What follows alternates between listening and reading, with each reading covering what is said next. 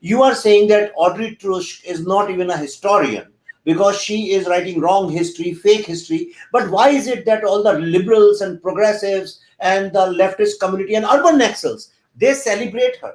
Now, in Jaipur Literature Festival, she would be invited to amplify fake history, but a man like François Gauthier, who spent his life reading Indian history, won't be invited. Why is it so?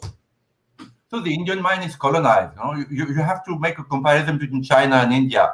China was never colonized, except a very short time with the Boxer Rebellion, but they were never colonized. So, I mean, they go the other side. They're jingoist, they're intensely nationalist, but they're proud to be Chinese. But the Indian mind has been colonized. I mean, there is that story which has been repeated a million times about, this gentleman who decided that we cannot conquer India unless we breed Indians, brown-skinned Sahib, with an Englishman who started sending them to Oxford and Cambridge. Nehru was a product of this. Even Gandhi was a product of that, of this.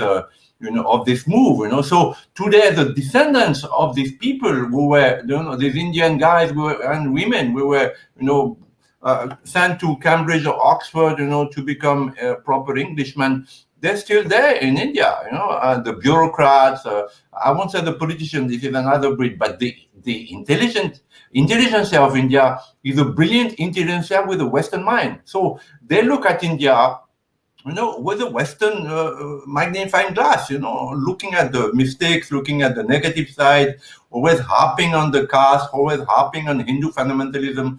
So these are the descendants of Macaulay. It's not only Macaulay.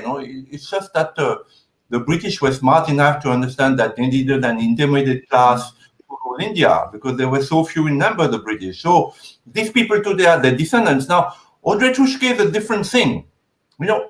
I'm a disciple of Sri Aurobindo, and Sri Aurobindo spoke a lot about the occult, the invisible forces that move the world. So these people are just puppets, Audrey Trusch and Christophe Jafflot. In my country, France, there is an Indologist called Christophe Jafflot. He's behind that conference, which is happening in the US on 12th September, dismantling Hindutva.